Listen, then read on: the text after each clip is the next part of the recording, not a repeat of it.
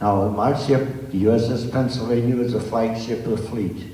Whenever we'd be in port, we'd be tied up at a dock there, because the Admiral evidently liked to just walk off the ship whenever he wanted to go ashore. All the other ships would be way out. It'd be a 15, 20-minute boat ride there. And so rank has its privileges. We tied up at a dock there, 1010 dock there, which is 1,010 feet long. And so that's why they call it 1010 dock at Pearl Harbor itself. We had propeller trouble. So two days before that, on December 5th of 1941, we went into dry dock. I think most of you know what a dry dock is. You go inside an enclosure, setting it on blocks. You close the gate there, pump the water out. That way you could work on the bottom of the ship, the propellers or whatever. We had 2 destroyers in the dry dock with us, the Cassin and the Downs there, nested around our bow, front part of the ship. We were scheduled to leave the ship at 8 o'clock Sunday morning, December 7th, do a little scrimmaging and get ready for the game with the USS Arizona. You know about the Super Bowl that we have nowadays. This was going to be the Super Bowl in Navy, the Fleet Championship. We were going to play the USS Arizona for Fleet Championship. There's a little field close by to us. There was no place to change clothes, so we were instructed to put on our uniforms to get ready for that game. Carry our spikes and helmet with us there. 8 o'clock we could leave the ship. The living compartment of the quartermasters are back by the rudder, back by the propellers, way in the back part of the ship. That's where we were. About 7 minutes of 8, the phone rang. I picked up the phone and answered the phone. One of the fellows there was up on the deck, called down and says the Japanese are attacking Pearl Harbor. I said, oh, come on, we've been talking about it there. Let's not joke about that. By that time, the ship shuddered. Evidently, some of the people who were close to the guns saw what was going on. They started shooting at the planes there before the people below the decks knew what was going on. About that time, general quarters went, all hands man your battle stations. Now, my battle station's up in the crow's nest, about 70 feet up in the air.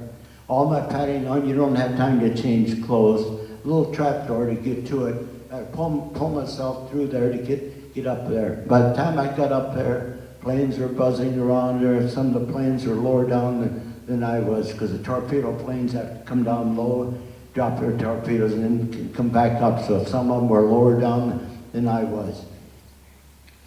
The first attack, they didn't know that my ship had moved into dry dock. Normally would be there. The Japanese knew where all the ships were at there.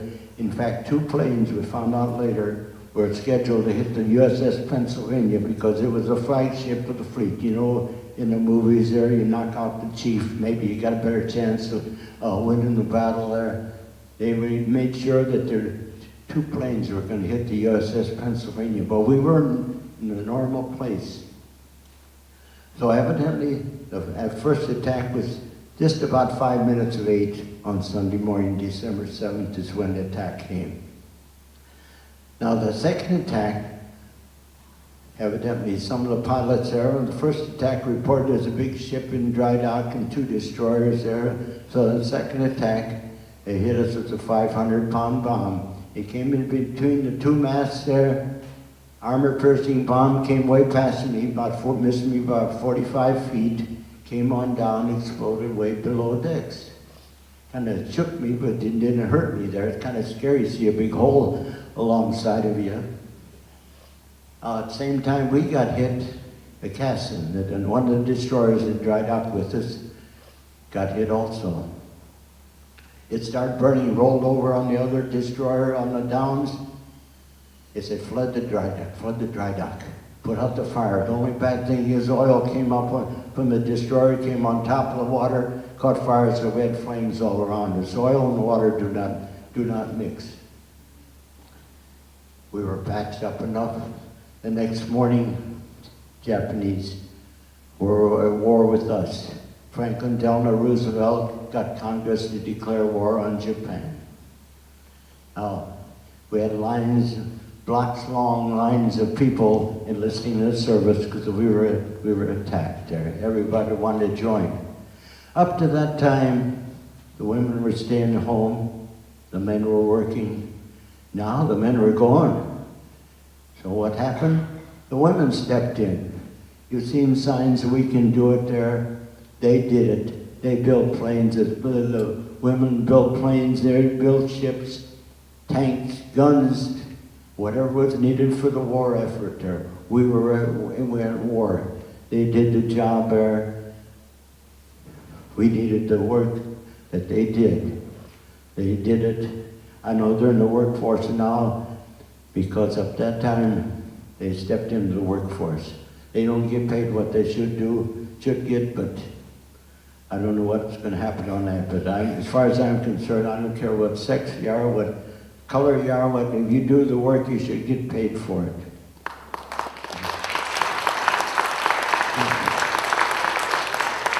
My ship was an old ship built in 1916. We do 15 knots downhill with a tailwind. We didn't have the speed there.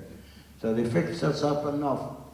Less than 2 weeks after the attack on Pearl Harbor, we were back in Bethlehem Steel and Hunters Point, getting ready for the invasions of what was going to take place because we were at war.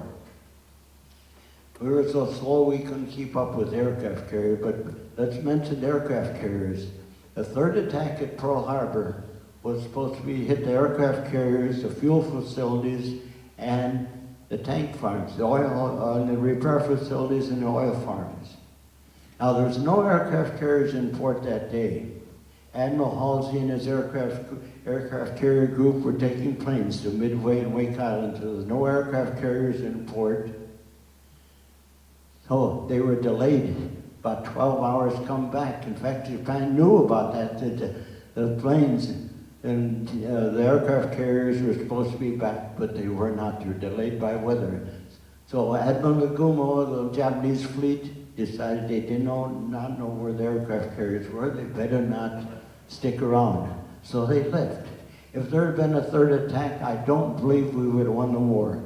Because if they would hit the repair facilities and the oil farms, closest oil, closest repair facility, 2,000 miles away, I think it would have been disaster. But fortunately, the aircraft carrier group were not in port. There was no third attack. The Japanese fleet left. Now, of all those ships at Pearl Harbor that were hit, and all kinds of them were hit, there's only 3 ships that did not rise to fight again in World War II. USS Arizona, which is right there now in Memorial. USS Utah, which is an old battleship, used as a target ship. And the USS Oklahoma. The Oklahoma was a battleship that was sunk in 20 minutes. It had 6 torpedoes hit the USS Oklahoma. That's the one you maybe seen pictures on the side of it there. And you see figures on it there. That was the people cutting holes in it, trying to get the people out.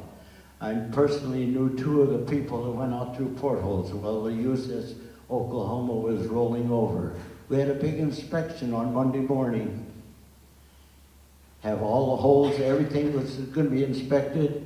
So a lot of the places, it took a while to open up, so a lot of the places were on the compartments on the ships were opened up. Get ready for that inspection.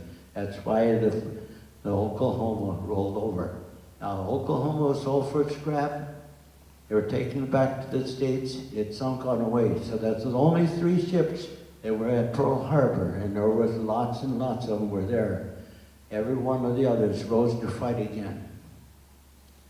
Now, in April of 1942, the morale in the United States was bad. They decided they better do something. They found a man by the name of Jimmy Doolittle. He was at that time, there was no Air Force. It was a U.S. Army Air Corps at that time. They found Jimmy Doolittle. They trained pilots there to take off with 16 bombers off the USS Hornet, not the one at Pearl Harbor at Alameda now. It's the first Hornet that it's going to bomb Japan, get close enough to take off from a short distance. And think about a bomber taking off a short distance, because the aircraft carrier itself was only about 800, 900 feet at that time. They weren't as big as they are now. They were trained to take off, but they were detected early. They did take off, bombed Japan. They were supposed to land in China itself, where fields were all set up for them. They were detected early. They had to get off early, so the gas situation was very, very poor. They did bomb Japan. It did very little damage, but they did two things.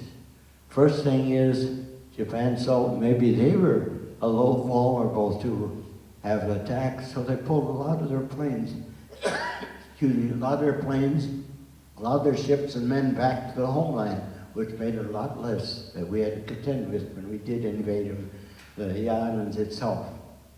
Plus, it helped the morale of the United States. We were doing something. We were fighting back here. So those two things that really helped, even though the very low damage was done. Like I mentioned, my ship was an old ship. They used this for fire support for the various invasions. My ship was in invasion of Attu, Kiska. I mentioned Kiska. We bombarded Kiska, landed troops on there. The only thing we found was one dog. Japan had already left there. That's all that's left, so we didn't have anybody to fight with except, I'm not sure how much a dog put up a fight, but there was no fighting against the other enemy troops on Kiska itself. And we went to Macon, Kwajalein, and Uitak, Palau, Saipan, Guam, and Philippines. All those invasions were there for fire support.